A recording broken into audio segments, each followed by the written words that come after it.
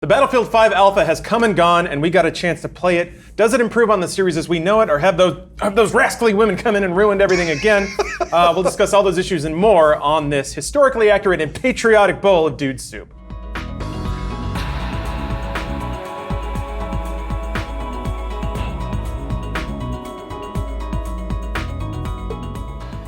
Omar, hit that hot topic button. I want to. Speaking of Smash Mouth, yeah. Whoa, there it is. Sexism.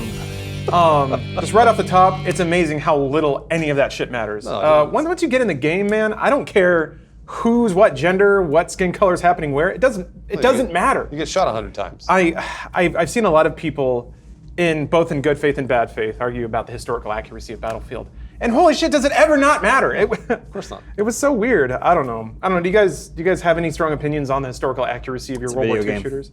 It's a video game. I don't know.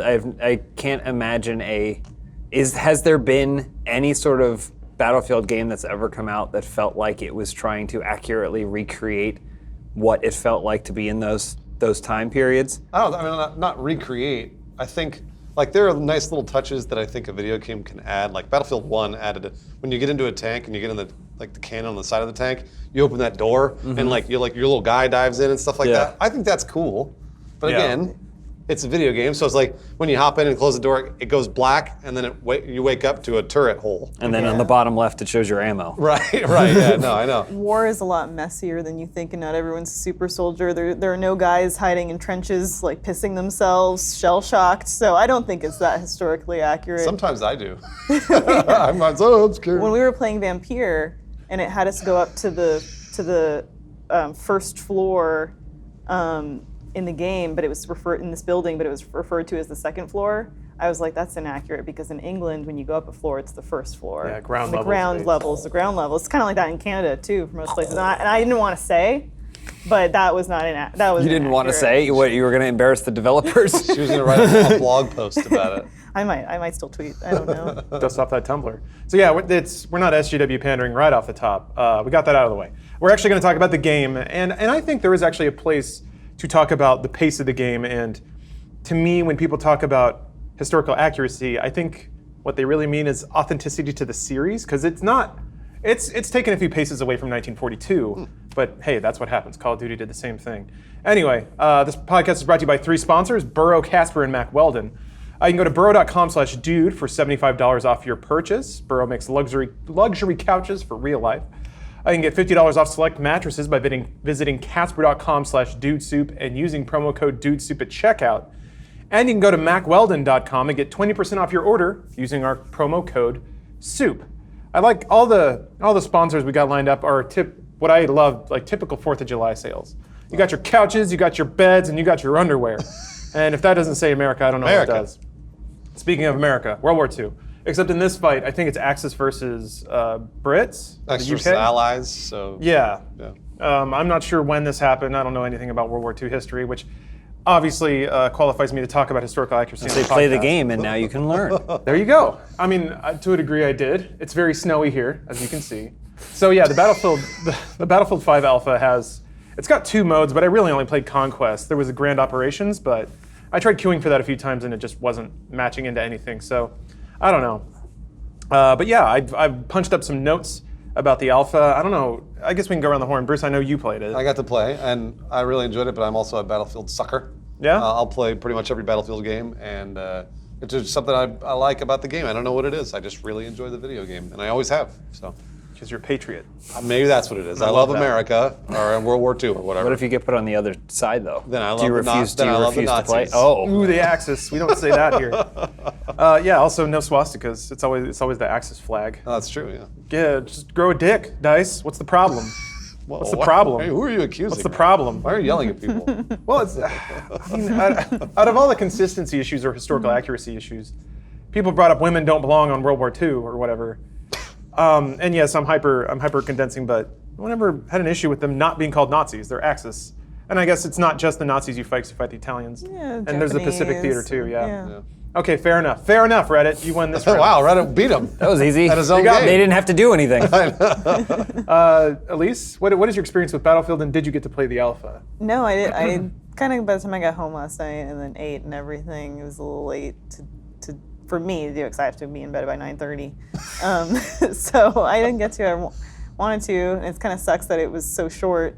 I really had a fun time playing Battlefield 1. Like, I don't traditionally gravitate toward a game like this, and maybe it's because I played it with you guys so much, but I had a great time with Battlefield 1. So I am actually really looking forward to playing this again and to hearing what's different, especially this. I noticed your notes about like the spotting, which I'm really curious about, and I'll ask you about later. At least you're gonna love this game. You love Battlefield 1, so you're gonna I'm love pretty this game. excited. Yeah. You How about played you, Overwatch James? last night, huh? It's kind of like Battlefield, but it's a little bit more historically accurate. The hamster. Couple more hamsters. Yeah. He's in the PTR, so technically. I mean, I didn't get a chance to play the alpha. These types of games, I don't need. Like, you guys are really excited. I was like, I can wait.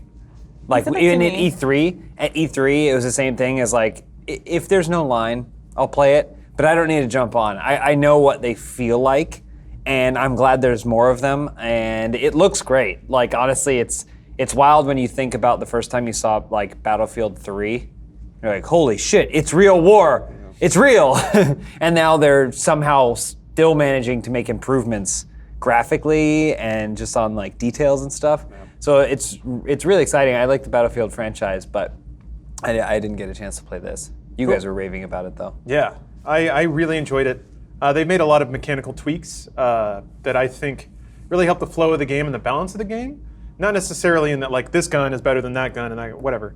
It's more about the individual 4 classes and their utility on the battlefield. So I guess we can get into that. Yeah, I saw your note that like the class system is more crucial. It seems feels like it. It seems like that's the intent. I'm curious to see what's going to happen when players get a hold of it and figure out the most efficient way to win. Because yeah, it's always interesting when it comes to multiplayer games because you can kind of divine developer intent from how they crafted the rule system and gave different players different abilities. But in practice, sometimes players find out how to shortcut that, like to just cut out whole mechanics that don't matter in the end of it. But I guess Bruce and I will be the experts. You guys can be the questioning public. And we got live chat up from Rooster Teeth. So if you guys have any specific questions about Battlefield 5, you can ask the experts, and we'll be happy to field it for you. We played it for maybe 2. You played it for 3 hours, right? Yeah, let's see here.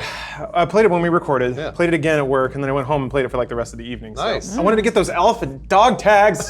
I What did. are those? So that's kind of a hint, I guess, at the progression system that'll be in the game. There'll be like daily orders, which is like get 3 headshots or heal people this number of times. The like special order was you had to do 4 out of 5 objectives, and each one was specifically tailored to one class. So like get 3 headshots as a scout, heal 10 different people as a medic or something like that. So it was down to get 1,000 explosion damage as assault or get 3 headshots as scout. And explosion damage was hard to get. So did you do it? Did you get the alpha dog? I did. Nice job. I got my 3 headshots. And those tags are mine. How many do you have to do to unlock the weed skin for your gun? I don't know. I wasn't in yet. So yeah. Thousands of headshots. Wow. Yeah. I don't understand what their dev roadmap was and why the weed skin wasn't in the alpha.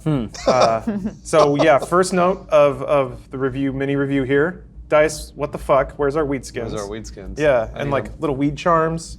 I want like an attachment on my gun that lets me smoke a joint while I'm shooting people. Call the episode "We Want Weed Skin." Yeah. Hashtag we want weed. Oh, you could put a joint like on the slide of a pistol, so when you fire it, rockets back into your mouth, and then it like slides forward again. And then it knocks all the ash off when it. Why are you holding the pistol like this? I don't For know. ultimate accuracy. Oh. So the weed pops into your mouth. Exactly. These games are played by like, the way a friend of mine said is basically Battlefield is for like the 45-year-old retired vets, and then Fortnite is for the 13-year-old Sugar Pine 7 fans. And so it's interesting because I don't know that Battlefield really world. appeals to the CODs of the Fortnite fans. I'm not sure. I think this is probably more for like people like us that have been playing these games. So for a then long what's the 1930s, 1940s equivalent of getting a weed skin for your gun? time. That would have to be what, a flapper wig, right? Yeah, Like, something like that. Or like a the skirt that a girl dances in ragtime or something like that. You get yourself a beautiful blonde virgin back home. A haircut that's short on the sides and very, You mean like today's haircut? well, not floppy. They didn't have flop. Oh, I'm talking right. like Johnny Unitas. Yeah, gotcha, like the flat top. Let's see here. Some DJ Muffin's asking if Vader is unlocked. No, it's just the alpha. There was no gun customization in the alpha either for the person asking. But okay, I'll start plugging through my notes here. So just general gameplay notes. Time to kill seemed pretty low. Like you were pretty thick in Battlefield 1. You could get shot a couple times. You could, and the same went for when you shot people too. Because I'd see the man running across, and I'd go, and it would light up, and then he'd get behind a hill, and I'd be like, I shot that dude 57 times. This one you die a lot faster, but also you kill people a lot faster. So if you can land a few, shots from hipfire, they'll die fast, which is cool. Heavy K is asking, is there a bleed out mechanic that's different than the others? Yes. Fundamentally different. Bleed out and revive are two of the bigger changes. Like spotting and bleed out, I think, are kind of the two big things. So for bleed out, when you die, you go down and then you bleed out every time. I don't think there's a way to kill someone so they don't bleed out. Not that I can see. Can you execute? I don't think so. We couldn't figure it out. And so they may add it later, but you're just sitting there dying, and basically people glitch through you as they run by. But can someone execute, like say you sneak up behind a sniper and you melee? Does it not do like a... I tried that. I got behind somebody, but I had a little... The like dog tag execution thing? Yeah, I had a tiny little knife, and in Battlefield 1, it was the same thing where like, if you got a better melee weapon, you could get the execute, or if you were at the right spot, but it was rare. So like, even this time I was behind the guy and I had a tiny little dagger, and I stabbed him, and the guy turned around and shot me, and I was like, fucking shit, because I thought I was gonna get the execute, but I didn't get it. Yeah, that could be the case. There might be a way to assassinate someone so they can't be revived, but the revive mechanic is actually pretty important and can be used in your favor even if somebody else is bleeding out. So everyone can revive. It's no longer a paddle thing, but medics can revive much, much faster. Either way, it's a canned animation though. So like in other Battlefields, you would rub your paddles and pop, and you could just hit somebody's ankle and they pop right up alive. And then just get killed again. But yeah, or you can like chain revive your way onto a point. In Battlefield 5, if you're not a medic and you revive, there's a lengthy animation where you kneel over someone, you guys like clap your hands in patriotism. Give them a little kiss on the gonna be cheek. All right, buddy. Yeah, you kiss them and stuff. It's really funny. You hoist them to their feet, and then they're up. And if you're a medic, and actually I was pleased at how accurate it was. You pull in the syringe, you tink someone, and then that fires off an animation of you jabbing a needle in their shoulder. They get up, and it's pretty fast, but still, you're fundamentally exposed when you're reviving someone, which is pretty good. That means you can pick people off while they're trying to revive. I read that the full game you'll be able to drag people who are bleeding out. Oh, So really? That's what I read. That's way more useful. 'Cause before it was just a dude screaming and like you're clapping hands and high fiving and kissing and getting shot while you're doing that. And so the bleed out mechanic is interesting. And actually, I saw a lot of people in just chat while they were playing being like, man, this mechanic sucks. And I have a particular theory. So if you're on the ground and you're bleeding out, if you do nothing, you like die faster, and that's also your respawn timer. So when you die, you're at the tail end of waiting to bleed out, which means you just spawn right back in. Yeah. So there's no like staring at a map waiting to respawn unless you die in like a tank. Yeah. Then you don't bleed out and you just get kicked to the screen. No. Now, if you're bleeding out and you hold like left mouse click, you'll like scream and like gargle for help, which slows down your bleed out. Yeah, okay. Help! Like that. You're like, please save me! Which is unintentionally comical because like most Battlefield games, most people don't give a fuck if you're dying. Yeah. So there'll be 5 people like huddled up and like shooting, and then you're like gargling up your teeth and stuff. But anyway, so a lot of people didn't like that, feeling like they were waiting on the ground, even though it kind of seems like the wait is the same as other Battlefields. It's just kind of front loaded. And it's kind of weird too that you take an action to slow it down, whereas usually you take action to speed up respawning. So maybe that's why people. So I guess this is you here. You're and you're screaming, and that little timer there. If you hit spacebar, you'll speed up the timer. Yeah. But then if you hold down left click, it'll speed it it'll up. slow it down. Yeah, I was able to speed it up as well. Oh, okay. I thought it was just fast and then slow down if you hit the. Okay. I thought maybe I could be wrong, but either way, it was. Yeah, that was. I thought that was kind of cool because anyone could revive anyone. So even if you died and there was no medics around, if you had a teammate, you could run up, clap hands, and high five a kiss, and then you'd be fine. Little pedal on the bum. Touch tips. You dock, and then you're good. I thought that was cool, but it was a neat mechanic. I thought. Yeah, it's a neat change in that. Yeah, it makes team play available to everybody, but still carves out a niche for the medic to be useful. other ways that support classes are useful is you don't heal to 100 if you're out of fire. You'll heal up to like 33 or 66, and then to go back to 100, you either have to pick up health from there are health and ammo stations at every point, or a medic has to throw a health pack to you, and it's not they're consumable too. So health and ammo packs go on the ground, and a player picks them up, and then they're gone. It's not a station that just radiates out health or ammo. That may change though if they upgrade. It may, because there are in crates. Battlefield 1 it was the same deal. You started out with little packs, Little packies. and then eventually you upgraded to a crate, and you just dropped the crate, and everybody could heal and resupply there. I don't know. We'll see. And then the other biggest change, spotting. It used to be in other Battlefields you would just sweep your mouse cursor across the front and just mash Q tap, yeah. and wait for your hand Well, to fly I out. love that. And it would I loved it. I loved it. Yeah. Cue, my cue, cue, cue, favorite. cue. It does help because it is a nice way to ease you into the experience if you haven't tuned your eyes to see what enemies look like or how they move. And then once you threw Doritos on everybody, you just shoot under the triangles and probably hit people. I remember because Battlefield 1 was my first experience of the franchise, and you guys were like, just hit Q, just hit Q, Q. It's great. You can be useful. You can be useful. No, it's and you always get But an you get assist. points, so Yeah, you get yeah. an assist every time you spot someone. This doesn't work like that anymore, Oh which no! sucks. So what is it? What I like what it, is though. it then? Oh, What I is- didn't like it at all. So there is no just like universal spotting. If you're looking and you hit Q, it'll put a pip somewhere, but it's just putting a pip where you're looking. So if you're talking to your squad and you're like, I think there's a sniper there, you can mark it, everyone else can see it. Okay. There is spotting, kind of similar to other Battlefields, but it's the scout is pretty much the only one who gets to do it.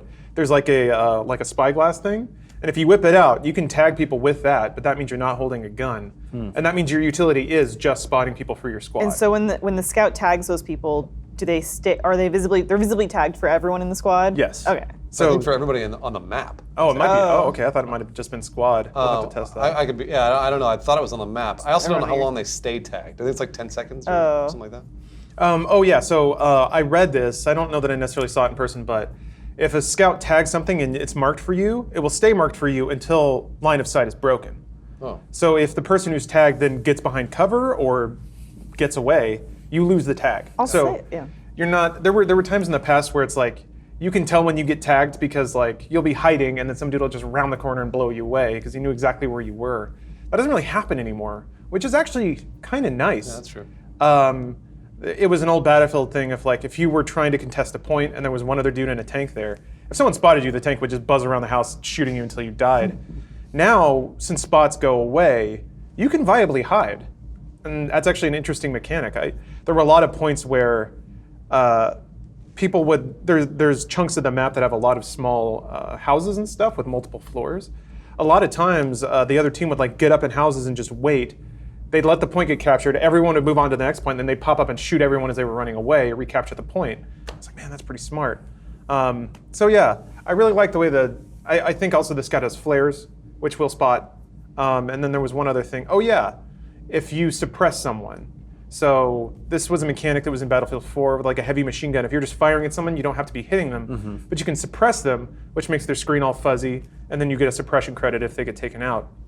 I read that suppressing an enemy will also mark them for your squad, which I think, so things like that make Scout and Engineer, because Engineer usually has the heavy weapons, more valuable than just repairing vehicles or being able to snipe. Well, I'll say this, like in terms of giving nuance on a class-to-class basis, giving those unique abilities and making them restrictive to that specific class definitely does that. Like it makes it feel like, okay, well there is a very specific, like you said, or you had in your notes I saw, like it gives you a very specific reason to play that class in a more nuanced way, rather than just like, I'll be the medic and I'll put down health. Like is there anything else to the other classes? Like does medic have more? Well, yeah, attributes? medic has health and revive and kind of a longer range rifle. It can either have the MP40 or a scoped rifle that I don't remember right now, but yeah, it was, so in that way range, or medic has range that only the scout has too, so in terms of weaponry they can match there. You spawn with less ammo in general. Most guns you have about 3 clips total, including the one in your gun. So for the medic rifle, 10 bullets in the gun and 20 on the side. In other Battlefields, I had to go on a pretty good streak to run out of ammo, like just get pretty lucky and kill a lot of people. In this game, I ran out of ammo pretty often, which makes reloading, which makes the engineer a lot more important. Yeah. The resupply, yeah, because resupply is typically the class that I would play. Like I played it yesterday, and it's the same mechanic. I don't know if you remember this from Battlefield 1, but like you'd have those little pouches, and you would hit Q near someone, and a little pouch would pop out of your chest, Yeah. and it would automatically go to them. It's the same mechanic. So it's like you just have to be near them and just mash Q, and then you'll start, like throwing them around like frisbees. But it's really helpful because you resupply everybody fast. So the Q They thing, always need it. does someone have to call for ammo first before the Q thing will pop up? No. You could just run up and give it to them. Oh, okay. Because and basically you just give it to them if they've shot 3 or 4 shots and they've reloaded. I think it's like if they reloaded once with anything, it'll automatically resupply them. And then you get points. You get like 10 points, 20 points, whatever it is for a squad. Is there a character where you become a ball and then you can attach a rope to something and spin around? I wish there was. You I can. haven't played Hamtaro yet. I want to. Theoretically, so I did see there were like. About right. Historically yeah. accurate. Yeah, it's always, He's like a turret. I know. Battlefield always gets there eventually. So yeah, in the gameplay version I did, you can ride tanks. Thankfully, the physics will allow you to do that. See his legs. I know. There's also like It's so natural. So the animation system's kind of weird. I don't remember what they have a term for it for like the tech, but you always have a lower half trailing out of your character. So if you go prone and then swivel around, you'll see your body like on your back and your legs splayed out. Okay. And there was a point where I was surfing this tank like balls forward, shooting like through my legs, which is pretty exciting. I don't know. It makes it feel a little more grounded, but also a little goofier. But Battlefield always has a dash of It's always pretty Did goofy. the guy fall off? Yeah, that's Lawrence, because Lawrence was shot, and so he fell down. There was one thing that was interesting about the tanks that I noticed that I don't think was the case before. You can run out of ammo.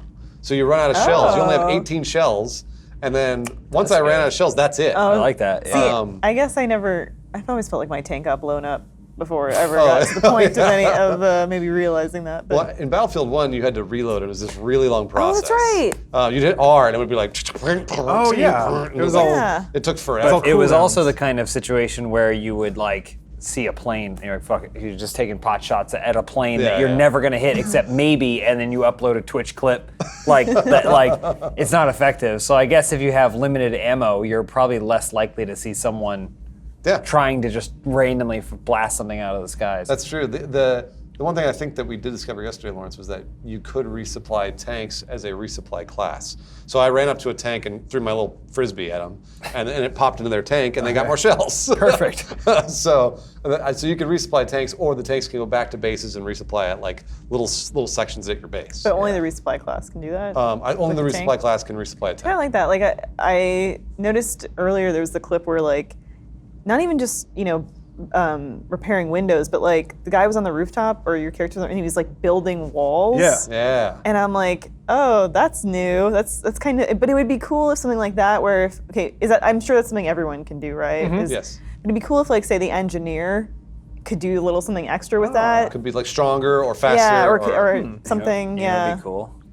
If you could build walls and ramps, just like up in the shape of towers, That's ridiculous. like all the way up. No video game can do that. and you just do that, and then it's just like a bunch of towers going up. No, that's not. That's And not. you can we can't. dance. Nope. Do you think the inclusion of those, like, I mean, obviously it's not the same extent, but do you think that's a reaction to Fortnite? So that I think that was one of the undercurrents that made people so mad at the trailer. Is that it did seem to be chasing modern trends, and there's a lot of fear that old franchises are just going to like glom onto new game types. Like it has a battle royale. It wasn't COD's in the alpha. adding a battle royale. Yeah, but COD is, there's... So I get people's concern that Battlefield 5 would trade away the parts of Battlefield to be popular. It's not really like that. So when you... Building fortifications can only be done in explicit spots, typically in and around capture points. And to me, it's mostly... It's a combination of two things. One, it's anti-sniper. So if the map's wide open, there's a lot of tools in this game to... both in the map design and the fortification thing, where you can just build up sandbags and stuff, to prevent snipers from just picking you off wherever you are, because that was a huge frustration for me in Battlefield 1. And then also, map destruction is pretty sweet. It's not Levolution territory, like there's not a skyscraper that falls over, but a lot of the houses are very destructible, to the point where you can blow all the exterior walls away. That's really cool. And it's like one spire with little platforms around it. So it goes from being very good cover to almost no cover, but you can rebuild it and throw sandbags down and stuff. So you can use those as defensible positions, but it requires you to be exposed a little bit, and then those can be blown up too. So it is pretty cool.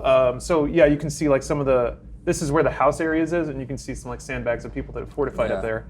But it's crazy because at the beginning of the game, when you take that point, there's just tons of cover and like places for people to hide. 20 minutes in, and it's just a boneyard of flat ground. So it's a cool way that as the map goes on, the points sort of change character in terms of how you defend them and how you have to attack them. And then you can also take some control of that by building fortifications, which is super, super cool. I don't know, we didn't do any of that in our gameplay, but did you do it? I did it a little bit. What did it help you with? Like Fortifications? How did it help you? So there is a point on, specifically, there's this point on the bridge right here, where it's like there's cloth hanging down, and then there's open spots where snipers can just pick right through. And you can do that from other points, like across the map. You can just snipe in and start hitting people when they're defending a different point. Specifically on that point, you can build sandbags all the way up. So you can just lock off that whole sniping lane if you know what you're doing and if you actually take the time to do it. But then an assault guy or a tank can roll in and just blow them up again. So I always find that really interesting. Like assault in other battlefields, it was always, I have an automatic rifle and maybe an underslung like grenade launcher. Now in Battlefield 5, I use the RPG to just level cover. Everything, yeah. Yeah, if I was going into a point that had like houses, I just started like picking off all the walls, and occasionally you'd unearth a nest, and then like Axis troops would just scatter like cockroaches. But yeah, and in that way, it's a pretty cool way to unify like the game mechanic of destructible buildings or semi-destructible buildings with making or adding value to certain classes, because other classes don't have explosives like that. And yeah, just man, shooting a tank shell inside of a building and seeing everything just like explode out like cardboard It's is so cool. It's a boner moment for sure. Yeah, that was one thing I think that Battlefield has nailed that no other game has, which is if you go in a building and then a tank starts shooting at that building, it feels like, especially sound design wise, It's terrifying. It feels like you're getting shelled, and like you're like, I need to get the fuck out, and because the house is shaking and it's this really loud explosion, you've got to run, and then also. Eventually, if you stay in there long enough, you'll hear the house start creaking, like grrr, and like things like start shaking. You know the house is coming down, and you'll die in the house as it comes down. That's something I don't think any other video game has. It's really cool. It's really neat. It creates those moments where like you're thinking about the game, you're thinking about the mechanics, but it's also you're just in the moment completely. Yeah. Because it's really intense, and yeah, explosions are nuts. But yeah, in terms of your question, you can't ever really use like they're not. You'll never be building while a firefight's going on, or if you are, that means other people are distracting, so you can actually build. I'm sure it's not like you can on the fly fortify yourself. It's like you said, it's designated spots. Yeah, so in terms of pure mechanics, like Fortnite is, you bring up the thing, you click, and then it starts building, and you can do other stuff. In Battlefield 5, you switch to the hammer, you find a build point, and then you hold the button down, and your dude like taps it with a hammer a couple of times, and then like sandbags fly in and make a little wall. But yeah, you can't really multitask. If you're building fortifications, you're wide open for one. So you're either doing it before a fight's broken out, or a fight has broken out, and hopefully no one hits you while you're doing it. Yeah, Fortnite is just like, I'm gonna queue up all these builds while I'm fighting somebody, and it doesn't really work that way. And yeah, you also can't build wherever you want, which it works. It works with the game. If you could do that, it would be a different game entirely. But speaking of building, save some money, build your own couch with Burrow. They're sponsoring this podcast, so. This is another in a line of many fine services that allow you to order something online and get it directly to your house in cardboard boxes. Burrow is selling luxury couches online. So basically, you go to their website, you can pick the style, the armrest height, the color, the leg color, all the aspects of the couch you like. Order it, and then they'll ship it to you in a series of boxes with assembly instructions and all of that. It's pretty cool. And because we're coming up on July 4th, or we are just after July 4th, depending on when you're listening to this, Burrow is made in America. And I love America, so you should too. Built in the same factories in North Carolina as other high-end retailers, but Burrow delivers them for much less with their innovative, award-winning design. They hand-select all their materials right in America for sustainability and durability. Like I said, you can go online and customize everything about your couch. The number of seats, it goes from 1 to 4. It's pretty mid-century aesthetic, like some pretty cool hard angles on everything, very angular, and I'm down with that. Shipping is fast and free, unlike the rest of the furniture industry, and you can enjoy 30 days on your Burrow risk-free, or try out Burrow at one of their showrooms today. And on top of all that, you can get $75 off your purchase by going to burrow.com/dude. That's BURROW.com/dude for $75 off your purchase. Real Americans buy couches, and real double super Americans build their own couches. So I encourage you to be a triple American this July 4th and check out Burrow to hold that big American ass that we know you got. Actually, our couch has been getting a little saggy. I go through seating equipment pretty regularly. I do a lot of gaming, all right? And it's got to hold this carriage. Your teal couch? Yeah. Oh, I like that couch. Starting to get a little, I do too, but the Lawrence side of it is starting to get a little saggy. Which is the Is it an Lawrence ass side? print? Kill me. Which is the Lawrence side? The one that has the chaise? Yeah. I want to be as horizontal as possible when I'm getting my video gaming on. I always want to be horizontal. Exactly. I need the calories to go to my brain, not to my core. I gotta conserve. The calories to my- Is that how it works, James? The calories? No. Are you sure? Not at all. I don't know. I got those dog tags. So except I was playing on PC. James asked me because I only learned really kind of what calories equate to 2 years ago. Some people don't have to. I work. never thought she'd about be like, it. I think I ate about 9,000 calories today. I was like, no, you didn't. And then she'd come in the next day. She'd say, I think I had 20 something calories today. You didn't. Well, I'd be like, he'd be like, how many calories do you think that meal has in it? And I'd be like, oh, 25. like 10, and he'd be like, 900. I just never thought about calories. Yeah. And then the other day I read, sorry to derail it's okay. this.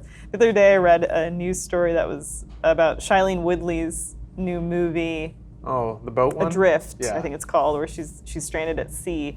And I believe it said that in the last 2 weeks of filming, she claimed she ate 300 and something calories a day. Like that's what she maxed out at. Because It's like Castaway. in the movie, she was adrift, so she was, Yeah. Obviously without food. And James was. I said, I doubt it. See, I was like, if it was like a couple days, maybe. But for 2 weeks? 2 weeks on that, that's like don't think? Christian Bale, the machinist. Yeah, that's like- Well, yeah, she's also a woman. incredibly. She's also a woman. She is also a woman. Incredibly unhealthy. They though. survive on their sense of self-superiority, you see. And the Do thing they? is, the thing is, like I That's why they told eat less. She's like that them. that woman who said that she doesn't need to eat because she just gains nutrients from the sun. Oh yeah. So they put her in a hotel Yeah, room solar to try it, surveillance or and she was whatever. like, "There's not enough sun in here. It's not working. I'm hungry." Well, I have no interest in Shailene Woodley or that movie, but I told Aw. James the story because it's about nutrition. Yeah, So I yeah. wanted to see what he would say. he would I was say. just like, I doubt it. And I went, but she said. I think that could be possible. No, I doubt it. I mean, I'm no nutritionist, but I mean, I don't know that it's like, I don't know that you could work like that. You know, yeah. like, But if It you're would eating affect 300 your- it would calories, affect you your would like mind. lay in a bed for 2 weeks, sure, but I'm not sure that you could do anything. I mean, it also, knowing tear what it I know apart. knowing what I know about shooting, why would you do that? You do it before you shoot, Right. not during the shoot. Yeah, because you'll die. But And I now mean- you're just creating continuity inconsistencies. Well, Like, it doesn't make any sense. except that movie, they would have to have shot the beginning stuff and then given her a break. That movie, I could see them have just shooting it over a month. Oh, maybe. It Yeah, doesn't but- seem like it had many locations. But then why does it matter? don't know, she's Tom Hanks. professional. Tom Hanks in Castaway filmed the two things separately. Yeah, you would have to do it that way. Because you need to show him being fat and you need to show him being skinny. Yeah. And they took time off because that's not how it works. if they can hold on, if That means after 2 weeks, now she is the way they can start filming, but they're done. So maybe for 2 weeks she didn't do anything and only ate 300 calories for like the 2 weeks, Maybe. but didn't shoot, and then they came back and shot, maybe? I don't know. if they She can probably ate digitally more. take off Henry Cavill's mustache, they can digitally add some ribs poking out to Shailene Woodley's midsection. I don't buy it. Well, it's also not like airbrush him people on, who cares? people see Shailene Woodley and go, what a fat heifer. Yeah, she's slender. She's What a very smart. fat she- bitch. She'd never be hungry on a boat. She's a good-looking woman, and she's Yeah. a great actress. She is. She's an okay actress. I'm okay, all right, you know. Secret Life of American Teenager She's is all fine. right. I thought she was Let's good not in go crazy. Snowden. Bruce. Let's not go crazy. I thought she was Wait. good in the George Clooney movie, She was in Allegiant. Descendants. The Descendants. Yeah. I never saw it. Oh, you. Oh wait, I did see that. Yeah, it's a good one. Years ago, yeah. Do you think Shailene Woodley thinks she has a good career? Yeah. Yeah. She's doing well. She's an activist. She's good as well. in she's good in the Pretty Little, what is it, the dirty Oh, Nicole yes, she is. Kidman Yeah, and she's great. Big Little Lies. Pretty Little Lies. Big Little Lies. Big Little Big Little Lies. Lies. Pretty Little Liars is the CW show. Yeah. That's the one with A. But she was in the other CW. No, Wait, she was in the was it A? ABC Family show, My Secret Life Secret Life as a of an American Teenager. I Yeah. didn't know that. Secret Life of an American Teenager. That's where she Had the got her Down syndrome start. kid that was a better actor than everyone else on that show. No, she's had a good career. Oh wait, no, Molly Ringwald was in it. Still got it. She sings the theme song too. Oh, wow. You guys know that? No. No. I don't care. But I think like her activism is as important to her as her acting. Oh yeah, because she hates. What is it? Oh, she loves Native Americans. She hates when you take their shit. Because she hates pipelines. Well, we already got it all. She's been What are you gonna arrested a do? bunch. God, it all. What are we supposed to do? No, now they're trying to take the rest because of the pipelines, because of the oil. We didn't win World War II For nothing. for nothing. Well, we had Canada already- was there before America. I'll just say that. I mean, by the time we cracked around to World War II, we had basically annihilated most of them. So Yeah, we shoved them all into the took ocean. everything. Speaking of World War II, OG Parker asks, what was Funhouse's most Battlefield-esque moment you experienced in the alpha? Oh, by the way, that OJ was the guy that got us the codes. Oh, thank you. Yeah. Man, I owe debt to you, sir. Thank you. What was his question? What was the most Battlefield moment you experienced in the alpha? Lawrence standing on top of the Yeah. tank, turning Actually, like a My turret. body flopping down in There's front of me. another glitch at the very beginning of this where a guy dies and he does the bleed out animation, but he's stuck in the railroad tracks, and he gets revived, but he's still stuck in the railroad tracks laying down. So he's skating around the, Oh, the nice. railroad tracks, and his gun is firing like perpendicular. Just like in history. It's really funny. Yeah, there were no giraffe men, sadly. The ragdolls got a little jittery, which was kind of fun. They did, yeah. If they were bleeding out, they're like, just kind of freaking out. I guess for me, I remember there was a time where like me and this other guy in my squad, just some random dude, like weed smoker 49 or whatever, we were crawling up and it was very tense. And there's like this ridge that we crawl up to, and like the point's on the other side of it.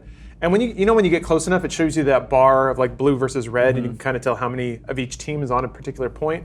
We got up there and it was like just a tiny bit of blue. So we're like, oh shit, there's a lot of dudes around here somewhere. So he's like crawling up, and then he gets up real quick, and his head just evaporates instantly. Just whoosh, and he's gone. It's like, oh no! And then I think a plane landed on me because there was just a loud explosion, and my screen just went black. I'm like, well, okay, That's that would be awesome. it. That would be it. I wouldn't be going home to my sexy virgin blonde wife in that case. I'll say this: I can already tell that I'm gonna miss the blending of peoples and time periods from Battlefield 1. Because like the feeling when you were out there, and then all of a sudden a dude just rode by on a horse. Oh man, that was cool. Like- that was really cool. that With, was like, a really scimitar? fun. Yeah, that was really fun and stupid, and I actually like that a lot. Giant dirigibles. Now they're just boring soldiers. It was in Battlefield 1. It was like I had actually just recently playing it like a week ago, and it's fun. Battlefield 1 has always been fun, and I feel like the more that I played the game, the more I was like, man, this game is so good. They had made Battlefield 4 better somehow. So as long as they stuck to that formula in Battlefield 5, I was good. We were all in that bunker. That one yeah. Oh, time. yeah. That We was held them off. unbelievable. One of my most favorite things I've ever done playing with anybody in any game was when we were all camped around that one resupply crate and one medic crate, and like incinerator grenades fly in, other Fire grenades and smoke. fly in, the flamethrower man. Gas masks! Gas masks. Gas comes in. Oh, that's Yeah. great. It was really fun. So much fun. Those are always the best when you just get a good squad and you're doing your own thing in the middle of just chaos blowing up all around you. Oh. Definitely a lot of moments like that. Is Bruce gonna get a hot kill streak here? No, Lawrence just Oh no! Get him. Oh no. I'm missing a lot. There we go. I mean, speaking of Battlefield 1, I had a really hard time adjusting to the gunplay in Battlefield 1. The guns in 1 were weird. They're rough, yeah. And I think they ought to be. The World War I weaponry is funky. Just it was this weird transition of firearms, like automatic weaponry was just kind of getting going. And yeah, they just spit out bullets in really weird patterns, and the recoil was very odd. Maybe it's just owing to a bank of a lot of World War II shooters, but the guns in Battlefield 5 feel a lot more natural, which is a weird thing to say, but yeah, it made sense right away to me. So that was good. I don't think I just put in the time to Battlefield 1 to get used to everything. But man, I couldn't hit anything in that so game much for a fun. while. So much fun. So yeah, I guess that's our rundown for Battlefield 5. I'm really looking forward to it. Is there anything else before the final game comes out that you really hope gets put in there? Yeah, there are a couple of things that I thought were strange. I don't really get the play of vehicles in 5. The planes are really slow, which I guess, is to make it so people on the ground have a better chance of actually hurting them substantially. In other Battlefield games, people would dive bomb or just fly way too fast, and there's really nothing you could do. But I was never very good at flying. So I don't really get the exchange of all the vehicles. Tanks are good, but one assault can pretty much take out a tank. You get 3 RPGs and dynamite, and that's enough to kill a tank by yourself. 2 assaults, and you basically don't get anywhere. Tanks can self-heal, right? Like you just hold X. You hold X, but yeah, it takes a really long time.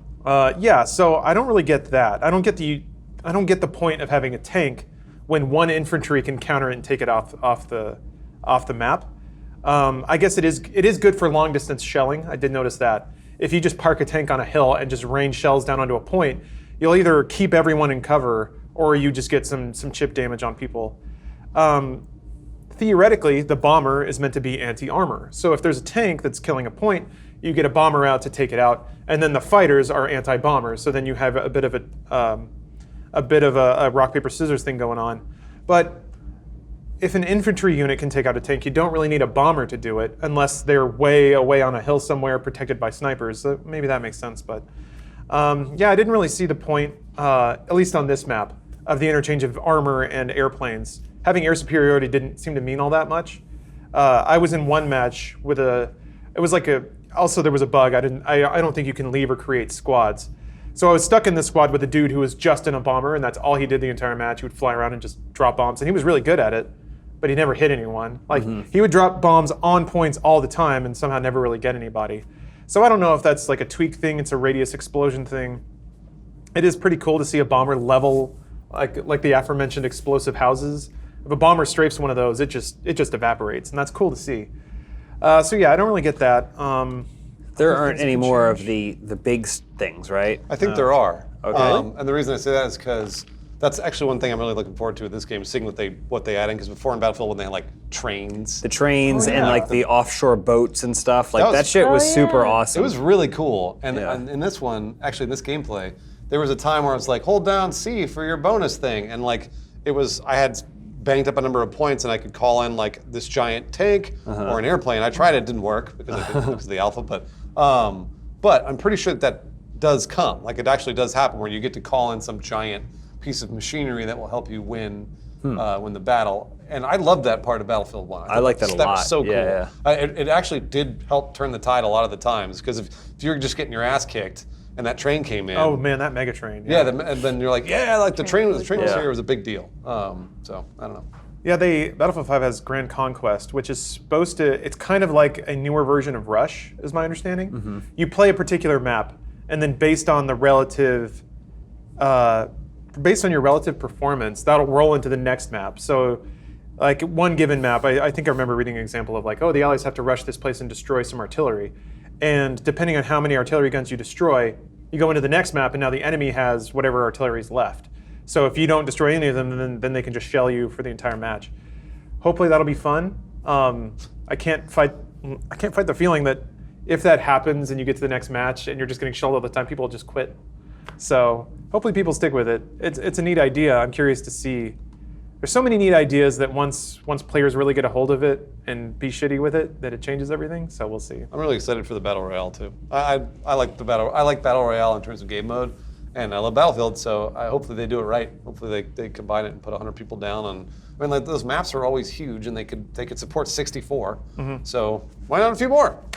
But man, with the new spotting and the ability to snipe, I guess that's always been the case. And if it's Battle Royale, I assume you have to drop and find weapons. Oh yeah, probably. But yeah, I feel like sniping is going to be real strong in the Battle Royale mode. I mean, DICE knows what they're doing. They're good at designing games. Yeah, they are. So I'm curious to see how, in the Battlefield rule set, how a Battle Royale mode could work. But yeah, the sound design is just fucking great. on Absolutely bonkers. It looks amazing. At least on PC, that's what we played it on. But there's snow blowing around all over the place. The ground is tessellated, so there's like relief in all the snow, and it's all bumpy and cool looking. I wonder if everyone being able to revive now was a change introduced because of the Battle Royale. That's what I was thinking. I thought the same thing. Like, Yeah, I didn't think about that. it makes sense. It totally makes sense, because that's Yeah. a thing that every Battle Royale has. That makes Bleed Out a lot more tense then. I didn't think about being able to I wonder if revive. some of this is future proofing for that mode. Yeah. But who would revive you? I mean, unless I guess it could be squad-based battle royale. Yeah. I mean, you can do 1, 2, or 4 just like any other, Fortnite or PUBG or whatever. Yeah, just given how chaotic the game can be and how death can come without warning, a battle royale mode in a game like that. I mean, I guess it's the same as PUBG. You can just be walking around and some bullet from halfway across the world can go right through your brain, and that's it. So, yeah, it'll be interesting to see what it's like. I wonder if, the battle royale mode will still have like the tanks and the planes and shit Oh, that'd be so cool. too. That'd be scary. That's the one Yeah, thing that I feel I like. know. There's no battle royale game that has that right now, right? No vehicles. I mean, PUBG mean, has cars. Yeah, and boats. H1Z1 has Yeah, cars, but they don't. but You can't shoot. They're From not attack vehicles. No, like yeah. you can't. They're not like tanks and stuff like that. I mean, I guess you can shoot from the side of a car. but yeah. There's auto royale, which is you're all in a car. Basically Beverly Hillbillies, next big though, thing. riding around in your... All right. Okay. So yeah, Battlefield 5 looks cool. A couple of other interesting things going around the internet. I thought this was cute. Did you guys see the the Grand Theft Auto 6 hoax? I did, yeah. This is, to me, this is the internet now. So lazy. Like, that would be what they would say, like, GTA 5 or GTA 6. Yeah, Rockstar message. Yeah, there was modders on GTA Online were able to somehow get in, program a visual element that appeared on everyone's screen in particular servers that says Rockstar message GTA 6 coming 2019, rockstargames.com. And it's using in-game fonts. It looks kind of. Oh, never mind. I misunderstood this. It thought was just the message that the overlay popped up, and this was their GTA Online footage. Oh. Okay. Because I thought that this was the visual that was supposed to be No, released, no, and I'm no. like, No. okay, I get that the overlay. No, All right. this is a screenshot. Yeah. Here's the thing, though. Hackers were able to get into their messaging system, and this is what they chose to do with it, as opposed to yeah. a racial slur. Yeah, that's true. pretty good. Yeah, good for the That's internet. pretty good, and I'm proud of them for that. This is a good hack. Okay. And I think it's a fun hack, as opposed to what someone could have done with that That's true. power. That's Or free GTA dollars go here. Something, like link to a cam girl or something. This is a fun, maybe you'd see this in April Fool's prank. That's a good point. Good So for hackers. Good for them. Good for these hackers. Yeah, no. They had a lot of power at their fingertips, and I think they used it in the least damaging way. Yeah, and it's not even remotely believable either. 20. Well, I guess. They had a discussion about it, and they were like, "Should we do what year?" Yeah. 2019. Everyone racial knows it's slur. stupid and fake. But yeah, Rockstar support replied to somebody basically saying, "This is a hoax made with the use of mods and not an official message or statement from Rockstar Games."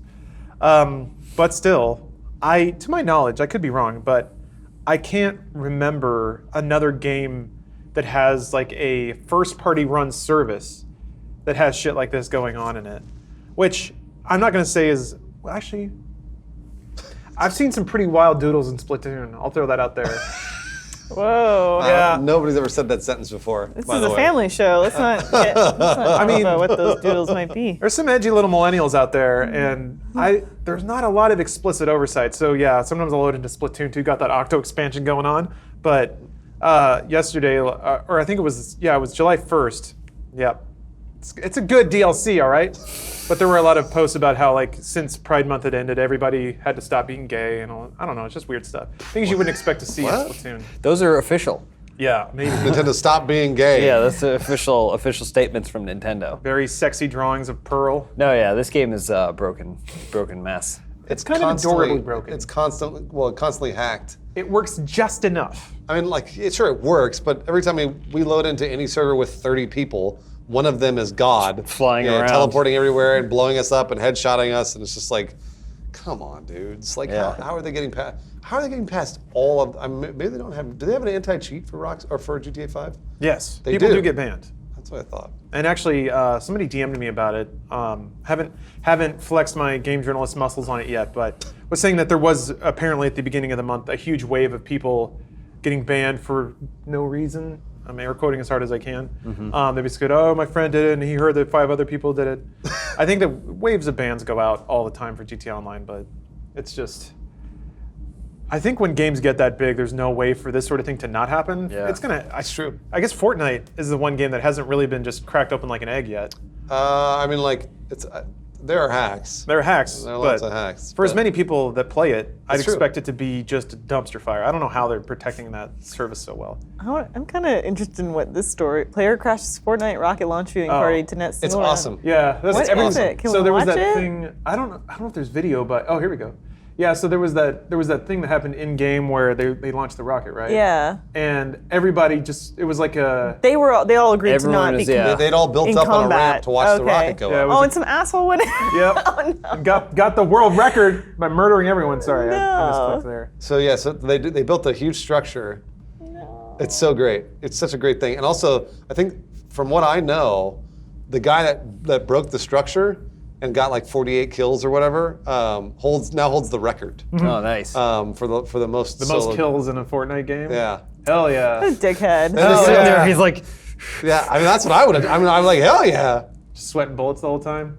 Oh, this stuff takes me back. I love stuff like this because it kind of like James, what you were saying, like hey, it's a prank, bro. But it's like that's not a defense for putting a racial slur in something. Yeah.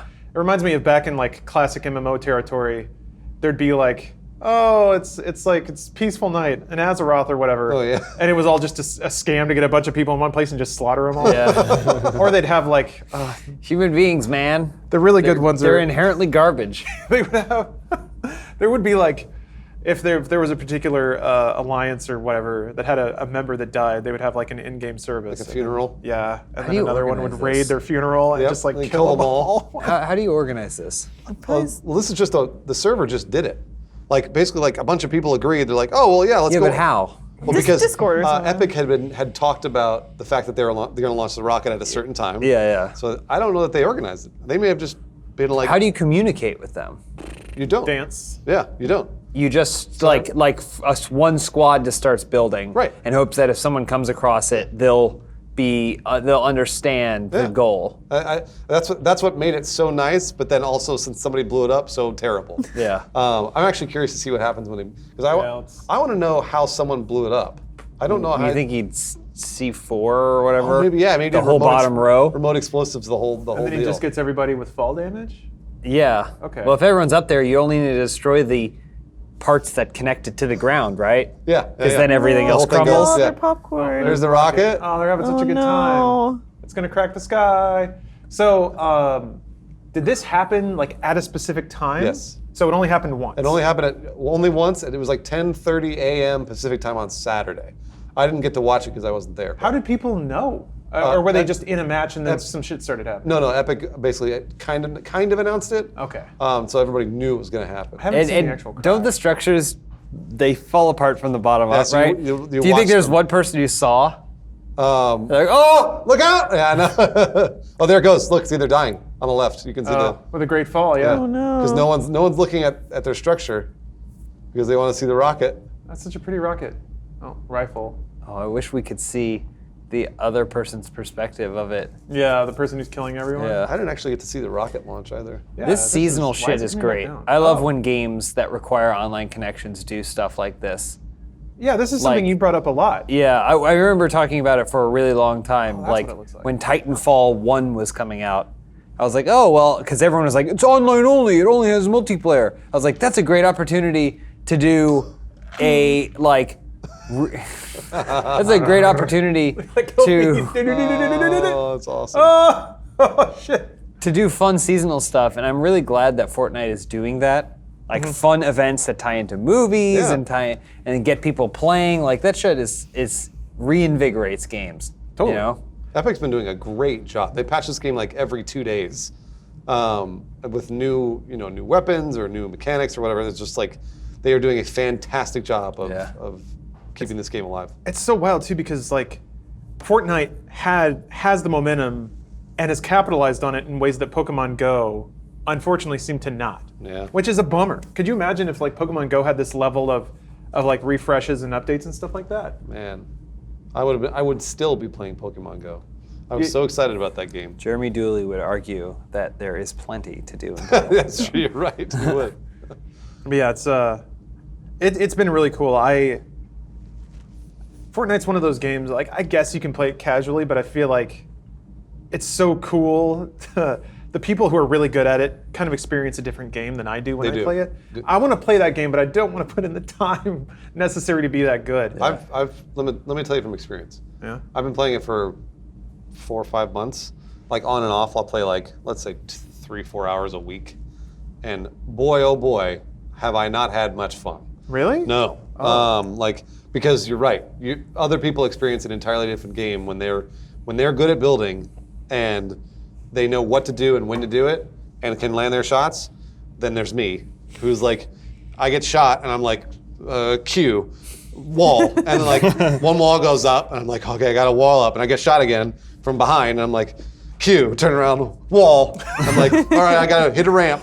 C, ramp. The ramp I walk up. I'm like, is anybody? And I'm sniped. And that's basically what I've gotten better and better as time has gone on. Why do you still do it, Bruce? I mean, like, Bruce is young. because it's I'm trying to get better. Like there have been good rounds where like I'll get 4 or 5 kills and actually feel like, oh, like I did something there.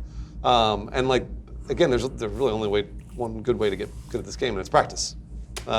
Boo! I know. Trust me, I'm aware, and it just doesn't feel, but it doesn't feel like I'm getting better. Wow. So Fighting games are very similar. I was going to bring that up, yeah. Yeah. It's, I remember when I first started getting into fighting games at college and stuff, playing CVS 2 and Third Strike, and I would get so pissed off because my friends were executing combos and stuff, and it was all execution. I just needed to practice. But I didn't want to go through the boredom of doing the same combo for an hour just to make sure I had the muscle memory to do it when the opportunity arises. I just wanted to play the game and then get better at it. Yeah. But yeah, you got to drill some stuff. When I played a lot of Street Fighter 4 online, and that was also my problem is I'm like, huge cast of characters, so much to do, so much to see, except the one dude who just plays Balrog. When you go online, there's a guy who just plays Balrog. He's got 400 hours of Balrog. He's never touched any other character in the game. Just doing that one combo And over then and over again. he nails the combos every single time. And you're like, fuck, you can't adapt to that. Like you can't. He's just picked his strategy. And he's like, I want to win online, so I'm going to play this character, and that's what I'm going to do. And I'm not playing this character online. I'm going to go into training and then just run these combos again and again and again and again. Yep. It's tough. That's what it is. Yeah. It's just it's muscle memory. It's like wall, ramp, floor, wall, ramp, floor, and like knowing what to do and like knowing where to jump. If you ever want to watch somebody that's pretty good at the game, Steven Septic. He's really, really good at it. I know you don't have to watch him. But. It's the Ritalin. What'd you say? It's the Ritalin. I think so. I think it's also the caffeine and the vape. Yeah. When you play a puzzle game, the mystery is your only master. I'll say that much. I'll say that much to you, I finally found, speaking of puzzle games, Captain Toad Treasure Tracker, July 13th. coming out, yeah, that's not what I was going to talk about. I found B-roll of Tetris Effect. Oh. I'm real excited about that. What's that? I'm the only one who cares. It's a Bruce, it's the perfect game. Get a load of this, all right? Tetris, already great, right? But combine that with the star-studded talent behind such games as Rez, Lumines, and Child of Eden. That's right, Tetsuya Mizuguchi himself is making a Tetris game, Bruce. Hold on, I'll pull up the B-roll. That actually sounds pretty cool. I mean, I know Elyse would be sort of into it. I I love play Tetris. the word search games. So, Word search game. Are there Yeah. word search games? yeah, you do like a word search and you find the words. And, You mean like the ones you can get like in the newspaper? oh, I'm almost yeah, I guess you could find them in a newspaper. done with Picross. Oh, Lawrence, you're gonna love this. Hell yeah, I am. It's in VR too. It's got sparkles Why would you and do electronic. Yeah, why would you play this in VR? Is it all 2D? Why? Because I want it to fly at me. So when you like clear lines and shit, the sparkles like fly at your face. This would be super zen if you're like going to you're going to bed and you're playing your Switch and Yeah, you're you got playing your If helmet on it and wasn't No VR Tetris, helmet. it'd be super zen. It's still Tetris, which you're like, constant Yeah. pressure, no Panicking. winning. If you'll notice, there are some characters from other Tetsuya Mizuguchi games, like Sparkle Whale, that shows up in a minute here. Wait for Sparkle Whale. We all remember Sparkle Whale from Child of Eden, right? You got to shoot the barnacles off of I like him. the music. Yeah, the music's good.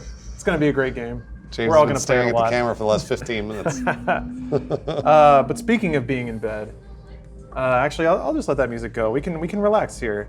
This podcast is sponsored by Casper, that will give you the most American night's sleep you've ever had. The original Casper mattress combines supportive memory foams for quality sleep surface with just the right sink and just the right bounce. I've been using it since I got it 3 years ago. Speaking of gamer sag, despite spending up 7-8 hours a night on that thing, no sagging yet. It has retained its shape, which is great. They're not just a mattress company either. Casper also offers a wide array of products to ensure an overall better sleep experience. You got your pillows and other accoutrements in the bedroom. You can basically get decked out from one website, which is pretty great.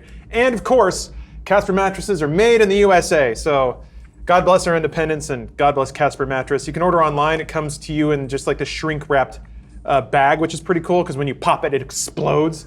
And since it's a mattress, it doesn't hurt. But it was a fun experience opening that in a very narrow hallway. It was basically like getting just shoved against the wall. You like it. I do. I'm a secret submissive. But the subs hold all the power, at least. That's what I've learned. Casper also offers free shipping and free returns to the US and Canada.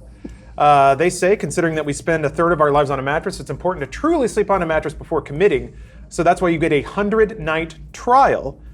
Within 100 nights of your new Casper, if you don't like it, they'll accept returns. So risk-free trial. And on top of all that, you can get $50 towards select mattresses by visiting casper.com/dudesoup and using our code DUDESOUP at checkout. Terms and conditions apply.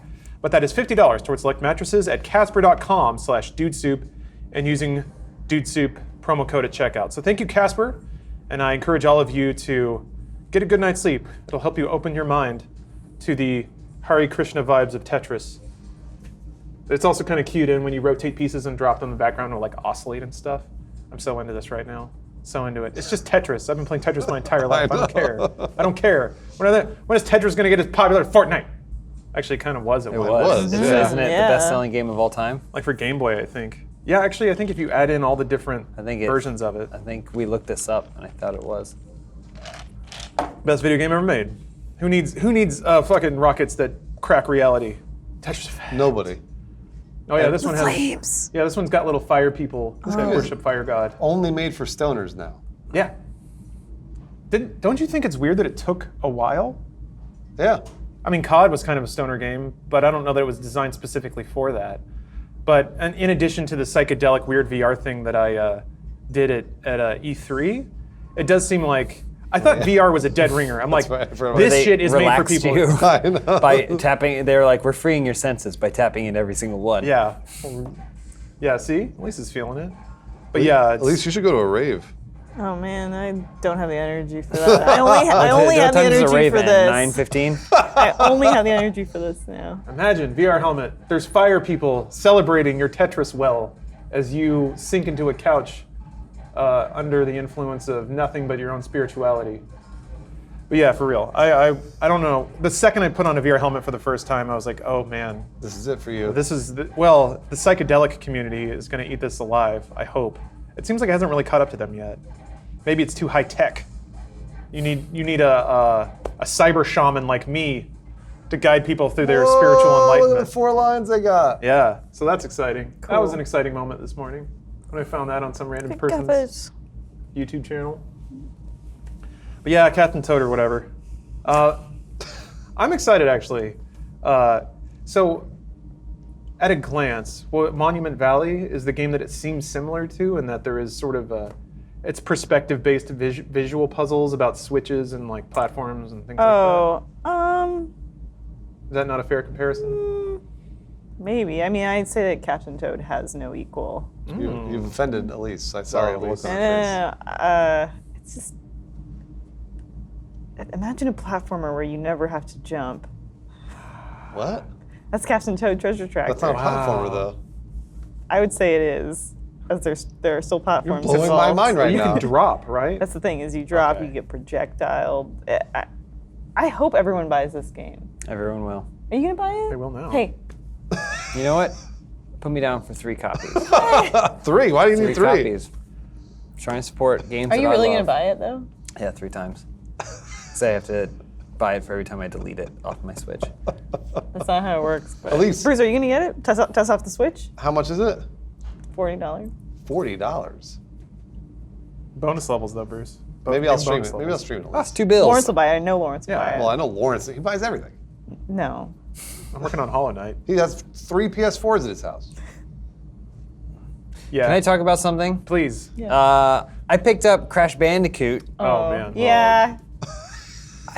I remember now why I never liked it. It's not great. Well, it was still like when everyone was trying to figure out those 3D platformers. It's like all But the Nintendo worst. already did it. It's like all the worst things about platforming in one game. It's the most brutal translation of Mario to 3D, which Yeah. is like, what if we just took the level and did that, and Yeah. then did that, and Yeah. that's it. And that's not a bad thing, but there's a lot of things they didn't get right in that transition. Yeah. Whereas Mario 64 beat it to the market. Well, yeah. Well, it's It weird. was so It's- transformative. We have like a genre of games now, which are like, you know, the Hollow Knights or the Celeste. These games where they're like, we built this game with speedrunning in mind, and that's what it feels like Crash Bandicoot was. Except it was supposed to be a mainstream game for everyone to want to play and push consoles. And so, and I know I'm stepping on people's toes. I know it's a beloved franchise. It is? Yes, for some. Who's it beloved by? Tim Geddes. Yeah, he doesn't count. But man, yeah, just playing it again, I was just like, tough. I was like, oof. And like, there'll be points where it's just all you have to go is from right to left, but they'll still let you move up and down a little bit, and I'm like, why? 3D. All it does is make me miss jumps. Yeah. Why? What's the point of it? Well, you just got to get good. Sorry. And dude. then there's just the OCD factor of like, for some reason, the collectible aspect is destroy all the boxes, which I don't, maybe someone could correct me if I'm wrong, but I don't think you can do in every single level the first time through. I think you have to go back to certain levels because you have to get like the staff or whatever to unlock those platforms that take you to like other tracks Oh, really? and other courses, I think. I didn't get that That far. was I the guess. deepest yawn I've ever seen but- Elyse yawn. I don't sleep enough at Still, night anyway. still though, the fact that at the end of every single level, no matter how difficult it was, even when you finish, it's just him Reminds going, you how trash you are? and Getting dropping pummeled. boxes on him Boxes him. again and again, and he says, please, please, and I'm like, you missed 20 boxes, you idiot, you're an asshole, why are you playing this game? See, I actually give the game credit for that because I think it understands what it is when it does stuff like that. When it rubs it in. Like, oh, you beat the level, but you missed 20 boxes, asshole. And then Crash Bandicoot's like on the ground unconscious after getting pummeled by crates. I like Crash 1 is rough, but I still keep playing it, so I don't know what the deal is. Yeah. But yeah, there's so many other better platformers. I was just playing it on Switch like this weekend, and I was like, I know why I never got into this game. I remember immediately. That was Naughty Dog, right? Yeah. Way back when. Yeah. Man. They got quite a track record. Yeah, you got a rough history with Don't Naughty they? Dog, huh? So they did Crash. Were they Jack and Daxter? Or was that Sucker Punch? Gosh, I can't remember. That was Ratchet and Clank. That was Insomniac. Who's Jack and Daxter? Sucker Punch, I think. What did they do in the Maybe PS2 Sucker era? Punch. Who's Crash Bandicoot? Was that Spyro? Who's Spyro? There was a whole roster of These are all these Sony games cartoon I've mascots. never played Spyro before. is Insomniac. I only know their Isn't it? names. Yeah, Spyro is Insomniac. How about Dick and Oh. Jim? I don't know. Spyro's fun. Big Swizzle and Tom King and Tim. Tom and Gear Hunk. Oh, Bruce, I got something for you to read. All right. Speaking of nostalgia, I know what this is too. yeah, people knew this was going to happen pretty quickly, which is all right. Yeah. Yeah, I got a God. 3-pager. It's really here. long. Oh my God. It's Yeah. really long. As those of us that are in between opinions, Oh, yeah. like in the neutral galaxy, it's a absurd. utter delight watching people argue over this. It's absurd. All right, so Last Jedi ruined everything good in this world. And kind of like when taxation without representation ruined everything good, a handful of very heroic people Brave. Yep. stood up and said, no more. Courageous. No more will you take our money. We're going to shoot you until you die. And I think it's about time that the fans of Star Wars have done the same. And it took one brave soul to punch up a weird graphic about it. One of my favorite things is when someone with a complete lack of understanding about how something works decides to come in and critique said thing. Like, you don't have to be a director to be able to critique movies, but you should know what movies are, kind of why they exist, and how they are made to be able to critique. Yeah. I like when people have no concept of any of those facets of the medium that they're criticizing, and yet they still choose to criticize. Well, they feel ownership over Yeah. a thing that they don't understand and have never made anything like. Well, that's weird. Anyway, Omar, hit that classy graphic. Yeah, Those are my glasses. that's what you use to read. All right, so this is a declaration from the fans of Star Wars collectively. Shut Bruce up. is one of them. Well, Take save it that away, shut Bruce. up for later, Elyse, because I got to read this whole thing. The whole thing. All right. We, the fans of Star Wars, do this day send forth this declaration to the president of Lucasfilm, Kathleen Kennedy, and to all people in the world to make clear to all the purposes and goals of this rebellion. Purposes and goals is capitalized, by the way. And rebellion is too. Yeah. We firmly acknowledge the importance and necessity of the control of the franchise being in the hands of one person. We accept that for a contiguous, non-contradictory continuity to be established, much of the old must be done away with to make way for the new, so that we can enjoy this universe without questioning how something makes sense. They just randomly capitalize everything. That's true. We believe that those in charge of a franchise derives its power as a creative force from the consent of the fandom of that franchise. Nope, never. We believe that. Money, but Should fans, lifelong fans especially, be purposefully shunned, insulted, and tossed aside by those at the head of the franchise, it is the unalienable right of said fans to boycott or force change in such leadership.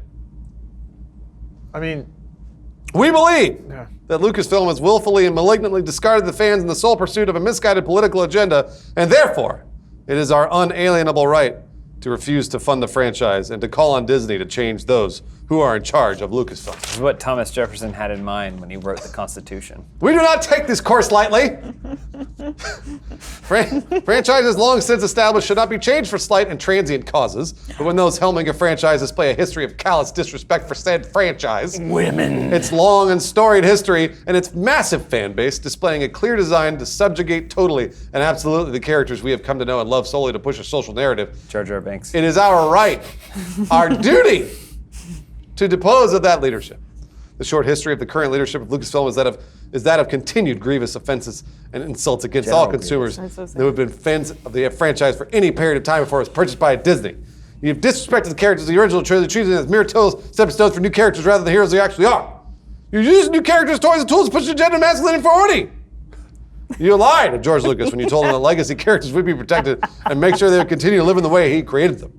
You have lied to George Lucas when you said you wanted to do something for the fans, and have now fully reneged upon that promise, telling Mark Hamill that the stories you want to tell matter more than the fans. what? You've given the core trinity of characters from the original trilogy terrible send-offs. I like the idea that there was a meeting with George Lucas where they discussed anything other than money. Yeah, no. Luke Skywalker dying as a sour old man who couldn't be bothered to come help his sister in person or mourn the loss of his best friend. Han Solo dying by the blade of his own side of the moon. I'm just going to skip a lot of this. Leia flying in the comedic scene that reminds most of Mary Poppins and will shamefully forever be how Carrie Fisher's last outing film will be remembered. You shamelessly attacked anyone who voiced a negative opinion, calling racist, sexist, misogynist, telling them that they must have a problem with strong women, telling them that they only overweight males and members of the alt-right dislike the direction you were taking the franchise. Oh, Jeez. I think more of that's coming from you. Never mind. You have refused to acknowledge any complaints as legitimate for the fans. You don't even recognize that people who are not male or not Caucasian dislike your modus operandi as well. We, the fans of Star Wars, do therefore in the name and by the authority of the free market of the world solemnly publish and declare our intentions By the authority of the free market? to fight and oppose you and your socio-political ideals. Oh my God. By any and all means at our disposal. To refuse any decree from Lucasfilm as to what we should like that is contrary to the right of opinion. To bring about your destruction, the destruction of your career, and anything relating to filmography. To forever restore the true characterizations of these beings in a galaxy far, far away. To these ends, we pledge our merchandise, our honor, and our wallets. Just don't Are they go making see it. merchandise? God bless America. Don't go see it. Don't go buy anything. I'm so happy they're not enjoying it. Me too. I'm so happy these people are not enjoying it. I'm a lifelong fan. I've been a fan since I was like 3 years old. I've loved Star Wars. And I thought Last Jedi was fine. I thought it was cool. I liked they were trying to take a new direction. Yeah. I just think it was bad improv. That's my harshest criticism of it, is that it's bad improv. Someone before you set something up, Oh, yeah, you totally. you don't go Yes. no, and you generally, a Yes, good and. sequel does yes and, Yeah. but who gives a fucking shit No, I know. at all? And I'm glad, I'm so happy that they're miserable. I'm so happy. Well, I mean, for me, it's like they take your negativity somewhere else. You know, like if you don't like it, then that's fine. Yeah. Move on to Star Trek. Let me tell you, I watched the first season of Rome. And I thought that first season was amazing. It was great. Yeah. And started the second season of Rome, watched about 6 episodes, and said, this isn't very good. So now, in my mind, I pretend like Rome ended at the end of season 1. And I'm able to do that. I'm able to say that's where the story ended for me. You know, And then Caesar popped up in the Terror. And everything's all right. And now he's back. Everything's all right. Well, you didn't grow up with Rome. You didn't buy She's a decades lifelong of merch fan. for Rome. She's a lifelong I am fan. like a fan of the Roman Empire. For the entire existence of Rome, she's been alive. I use a lot of the things that they created Lifelong in everyday fan. life. The Calendar. thing is, I don't use I calendar. again, I feel like I have the most right to speak to these people because I have been. Oh, these people. I've read 60, 70 novels. I've seen these movies hundreds or thousands of times. Like, I love these characters like they're my own children. And when somebody does something different, I go, cool. You know, like it was creative. I didn't like it, but that's okay. No big deal. I'm looking forward to the next piece of content that they make. Maybe I'll like that one the most. That's what I always think in my head. Maybe this one will resonate with me the most. And like one of those movies, like Rogue One, when I saw Rogue One, I loved it. So I know a lot of people did, but I thought it was great, and it resonated with me because I thought it was cool. So like I was like, wow, Rogue One was really great. Solo, not so much. And maybe the next one will come out and retroactively make something that happened in the previous one all the more cooler. It's interesting you say that because a lot of people are discovering right now that Last Jedi, that Rian Johnson did a lot of really interesting tie-ins throughout the movie. Yeah. One of them being Rey and Kylo both fight almost exactly the same at different parts of that movie. You should go and look it up because it's really cool. Yeah, when and she's training against The Rock, and then when Kylo's fighting Luke, yeah, and I always knew Rian Johnson. He's not a bad filmmaker. He's always been a pretty good filmmaker. So when I saw Last Jedi, I was like, not bad. I feel like there's more here that I'm missing, which is, again, that's Rian Johnson's fault. But there's some really cool stuff that you go looking, it's there. I'm going to throw this out there. I think Last Jedi to the rest of the Star Wars films is basically what Matrix Reloaded was, and everything is like the Matrix. That's true. But so the Matrix Reloaded bit off way more than a sequel to the Matrix needed to, or the audience really asked it to. It got into weird philosophical Greek shit about what is reality and all that stuff, which, you know, that was implied, but Last Jedi went whole ham into like what is a hero, what is even good, and like moral relativity, and assuming that you're the hero and the damage that can cause, and not trusting people to do their jobs right. All this cool nuanced stuff that Star Wars has never been about. So I get when people say like Last Jedi did all this stuff no one ever wanted it to, but I'm glad it did. It gave me a lot to think about. Yeah. To wit, like you know how like Luke basically was astral projecting and disappeared? And I don't know why this didn't occur to me before, but that's exactly what Obi-Wan did. Yeah. So that opens up like this whole possibility space where Obi-Wan was not on Tatooine ever. Yeah, maybe. Or like he was never on the Millennium Falcon, like he was projecting that whole time, or at least during that fight. Makes you wonder. It's funny because you're Rian Johnson now on Twitter. I don't know if you've seen him. Oh, I love it. Because he's tweeting back all because all Yeah. these people are like, blah, blah, like Well, I Luke saw- would never do this, and then he'll show them an Yeah. example from Empire Strikes Back and be like, yeah, he already did One it. I appreciated was someone saying they quoted George Lucas when George Lucas says Star Wars is a fairy tale. Every character needs to have a happy ending. You know, nobody dies. Yeah. Like, you know, he's speaking to kind of like the original trilogy, and they were like, look, George Lucas himself said that this is a fairy tale. It needs to have a happy ending. Nobody dies. And then Rian Johnson posted pictures of like Amidala, Mace Windu, Obi-Wan. like Anakin. He's like Qui-Gon. Yeah, and they I was all like, die. I mean, it's completely true. It completely contradicts everything you're saying. Listen, I was pissed off when Sting joined the Wolfpack. Okay, just like everyone else, I was pissed off So it's wrestling, okay. because Got it. you know we had known him as Surfer Sting, the man called Sting, That's right, we Did that, did. yeah. blonde, all American. We're all there. You know, just he was our Sting, and I understand he had to change to adapt to the NWO. He had to take his dark side and really embrace it, and that's when he became Yeah. Crow Sting. Okay, and he'd come down from the rafters with a Sting. baseball bat. Sting doesn't use baseball bats, but this Sting had to because he was adapting to the environment in which he was put in. Now, when you're telling me that this Sting, who put himself through so much, is now joining the Wolfpack and is gonna wear red face paint, you're telling me this? I mean, I hated it. I hated it. But ultimately, looking back now, it's all Sting could do. Well, now when he's at those conventions now and he's signing autographs, what T-shirt is he wearing? He's wearing the Wolfpack NWO Wolfpack red Sting face. I knew that. And you think Scott Hall is there wearing Razor Ramon? No. No. No way would he do that. No He's way. wearing NWO Wolfpack shirt. Did you drop a declaration of independence from wrestling when Sting joined the Wolfpack? No, I took it in stride. Good for you. Because I said they know what they're doing. I'm unhappy, but they know what they're doing. But remember, there is a line in The Last Jedi that describes the entire film. And it's Sting will be back. Sting will be back in the Wolfpack. I guess I really am the Last Jedi. That's right. That was the line. It was, what was it? Forget the past, kill it if you have. Oh, yeah. And that's what it was. That's what he was doing. Well, it's like kill your darlings. You know, sometimes you just have to kill your darlings snap to make those baby something, make something new eventually emerge that's better. That said, And, I don't think Last Jedi is like a great film no. by any means. Oh yeah, of course. I think it's still just fine though. Yeah. I didn't think it was bad. It doesn't. I don't love it, but it doesn't like affront me. No, I guess. no, not at all. I guess I'm not. Same with the reverse DDT. It's like, Yeah. it's a scorpion deathlock. Why wouldn't he keep doing that? He's Sting. Yeah. Reverse DDT, come on, it's nothing. It's nothing. But it was right Yeah. at the time. He needed something different. It was. But you know what's right all the time? Clothes from Mack Weldon. Mack Weldon is a sponsor of this podcast, and gosh, do they make great underwear and shirts, undershirts, socks, what have you. Your wardrobe needs this in it. Mack Weldon believes in smart design, premium fabrics, and simple shopping.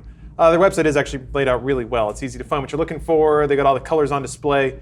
That seems like a trivial thing to talk about, but I've been to some pretty garbage websites before, so it is pretty easy to navigate and stock up your cart with all sorts of goodies. They have a line of silver underwear and shirts, naturally antimicrobial. It's baked into the fabrics. So yeah, it's anti-stank, and there's no better way to celebrate this July 4th than not smelling, even if it's the 5th. They also have, like every good American, ultimate confidence in their product and their work. So they want you to be comfortable. If you don't like your first pair of Mack Weldons, you can just keep it, and they'll still refund you, no questions asked. So you should give it a shot. You can start with just one pair, and if you find that you like it, you can eventually deck out your whole underwear drawer, your whole sock drawer. It's basically taking over my drawers already.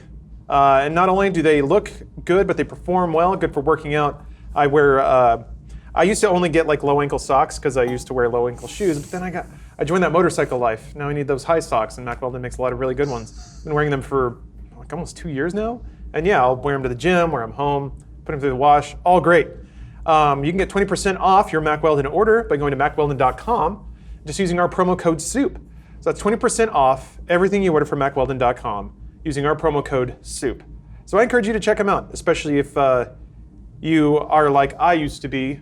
You're like old me, bargain bin shopper for underwears and socks. I always just got the bulk bag, tore it open, dumped it in, and then every 6 months or so I'd have to rotate it out because they would just dissolve. But not my Mack Weldons. Ever since they first sponsored the podcast like 2 years ago, I've been using the same underwear, the same socks, and it's worth the investment. So I encourage you to go to mackweldon.com, and if you find stuff you like, you can get 20% off your order using our promo code SOUP, S-O-U-P. So thank you, Mack Weldon, for the sponsorship.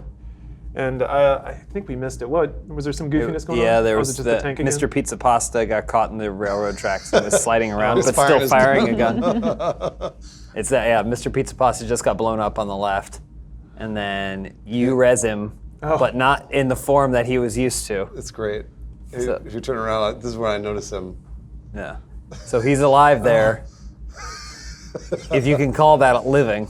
This is when I start realizing, I was like, what's going on with him? Yeah. But Yeah, he's shooting. see You his can see him gun? shooting. Watch him go through the... So yeah, it's an alpha. Look alive, soldier. I respied him too, No. even. Yeah. Look at that. All right. So yeah, it's an alpha, but yeah, pretty good stuff. All right, let's net hard. Smash that button, Omar. Yes. I can't tell if this is Cyberwatch or NetHard or... They're so different, Bruce. I don't know how you could not tell the difference. All right. There's an alpha in there. So from last week, the reigning champion, Nikki Crush, coming in, smashing things. Let's see what the latest squish is. It's still 2 crushers, 1 car. Yeah, 2 That's weeks gonna ago. hurt him. 5 That's months lame. She hasn't uploaded a video in 2 weeks? It's been a while. Well, Before it was the frequent It's a uploads dude. that saved Nikki, saved him. Let's use the proper pronoun. Saved him last week because the Challenger only had 3 videos and they were all 2 years old. So gotcha. I couldn't, in good conscience. Oh, white vote for pumas. that. I like white Oh, pumas. you can't step on a ping I don't like pong the when they have ball. the big If you puma step on a on. ping pong ball, you can't play with it anymore. I mean, the whole game is going down. It sounds like. Yeah, Nikki Crush is gonna really tear it up. Oh, German. I don't know why. I don't know why that's I didn't know he was German. any amount of surprise to me. Crush-and-seas. So we're sure this is a he? Yeah, It's pretty hairy legs. Yeah, the legs are pretty got it, hairy. okay. Oh, we don't know that for sure. yeah, we We know. don't have hairy legs. We know. So that's Nikki Crush, Nike Crush, whatever. This one's a bit of an oldie but a goodie. You guys may be familiar with it already. Mr. John Sakars is the world or the internet's sexiest vegan. Oh, And didn't you already do this one? I didn't know, did I? I think you did. Okay. Well, I'm gonna let that play then, Adam and I'll fish up looking another at? one. I usually delete them from What was my Adam my looking list. at? When, He was like looking at like a channel Get that back here. had oh, good. all kinds of weird shit on it. Like Yeah, I one think you dude did. all this. This one, I think we voted him down. Okay, good. I thought so, but all right. Well, that's my. Oh, you got to stop this. You got to stop. Thank you. All right. Apologies for the bad record keeping on my part. Let me just fish up another one here. Some of this stuff kind of requires a lot of research first. There's something Adam was looking at. This channel. Oh, the ant thing. The Oh yeah. Oh, the Mercury? yeah, this channel that was Mercury in just the Anthills? Mercury. This guy Oh. poured mercury into anthills, but all he did was stuff with mercury and bugs. Cool. That's pretty neat. And I told Adam to send it to you, but clearly he didn't. He didn't. All right. So this is Oh Hojo Sama. It's a video, or it's a YouTube They're all channel. titled Oh, it's just Yeah. all anime. Oh. And yeah, it is nothing but uploads of anime think we girls. have Do they have winner. a sex swing Oh, shit. when Rahul does his? Oh, man, Character. look, they Send it- included him. Send it to them. I mean, they have to, right? I think we have a winner here. Be real Yeah, fucking we definitely shitty. have a winner. Yeah. Just seeing the oh ho ho as the title every time, that makes me want to vote for him. Oh, really? Well, that was Well, fast. let's click on a couple here. Yeah. Cross-dressing fetish, good. There's that one. And Okay. there's another one.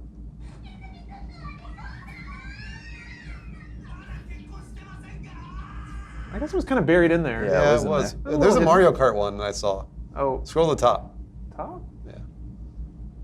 I saw Super. There it Oh, is. Santa, you got to do Santa too. Santa and Mario Kart. Yeah, all right. Okay, That all right. counts. That All right, counts. now Santa, please. Where's Santa? Down a little bit. There he is. Oh yeah. Oh, that's just ho, ho, ho. Oh, that's special when published on Christmas. Oh, they changed it. Instead of oh ho ho, it's Oh ho ho yeah. ho. Okay. All right. Wow, they're actually maintaining this channel. That's a good one. That is a really good one. They should have. Hopefully, they have Street Fighter 5 Oh, here somewhere. the oh ho ho. Yeah. Oh, okay. Far right.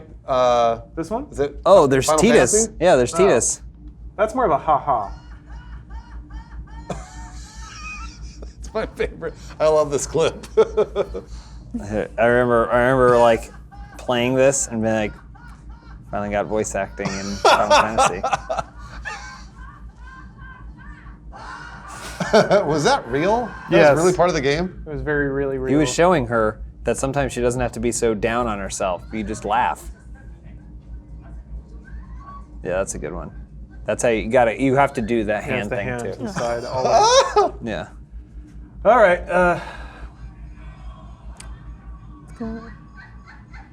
Classic. That's a good one. Whoa. Whoa. was that? Whoops. Whoa, whoa, whoa. I actually think I've seen that show. I bet you have. Class President Ojo-sama. I think I've seen that. Anyway. So yeah, Nikki Crush is over there, still crushing, but we can put it to a vote. Yep, there it is. All right, James. Nikki Crush or Oho Hojo-sama? Oho Hojo Sama. All right. Easily. Okay, wow. Elyse? Oh, just. Damn. Bruce, what do you think? Yeah? Wow. Oh. I gotta admit, I did not expect that to sweep it that hard, but Bet. I can tell you that sometimes it's really hard. Anime has like all the emotions. If you ever need to reply to someone concisely on Twitter or something, you can always find that reply in anime. Okay. But there isn't a directory of those things that make it easy to find. So when you want to find a quick clip of a guy doing the pratfall, where he's so embarrassed that he falls face first into the ground, or when some guy sees something sexy and his nose shoots blood. Like, sometimes you can't always get the right clip that you want. So at least we know that our oh-ho-hos are taken care of. Yeah, in video form too. Yeah. And what a variety. I wonder if hold on. Hopefully this person sees this video. Oh, my birthday clip. Classic. And then we should do an oh ho ho for them. I'd like to see more Oh. themed How about ones. this? Here's this one's for you. Oh! I wish there were more themed ones like the Christmas. Do you see any? Oh, like what's that? The Luigi one. Oh yeah, that's Oh, it's Luigi's got some Mansion. accents all spooky over. scary. Yep. That's about Yeah, right. let's look for the anomalies. Oh, what's that? Whoa, That was just Coach That's from my recommended Yeah. videos. Oh! Street Fighter 5. It's got to be Kareen, right? Her super. She does like the twirl punch. Yes. Get him! Boom! Turn and laugh. Fuck yeah! You see, he did it when she did it. Yeah. I only use Kareen because she did the laugh, and it's actually really easy to hit that super. So, what else we got? Well, whatever. It's mainly anime. Yeah, I fucking. Oh, there's another Christmas themed one. There needs to be more of these Ho, channels. ho, ho. What is he More of doing? these directories. Anime or emotions. You give me anime tropes. God bless There anime. we go. God bless it. Well, all right. We got a new champion. Who knows what'll unseat it, but you'll have to wait till next week to find out. On that note, I'd like to thank you guys for tuning into the podcast this week. Whether you're watching on YouTube or downloading the podcast or it's just playing in the background somewhere, and thank you for not saying shut that shit off. You made it all the way to the end, and I appreciate that. Likewise, if you enjoyed the show, maybe recommend it to a friend. If you got somebody who's just itching to hear about, Culver City Orthodontics is calling me. If you got somebody that's really itching to learn about Battlefield 5, hopefully we provided some good information for you. Or, you know what? Whatever weird YouTube picks, we seek to entertain as well as inform. So thank you. And yeah, we hope to have you join us next week. But until then, thanks everybody. Have a good holiday if you're in the States. If not, still celebrate it because it's the most important holiday in the world. Bye everybody. I guess to counter that sort of, not argument, but I tend to skip out on games, or I don't play games to completion anymore that I can see the patterns coming up. So Yeah. I've just realized my time has become more valuable. Like I stopped watching Westworld this season because I saw where it was going and everyone was saying it wasn't good. I'm like, I only have so many hours in the day and I can only give it to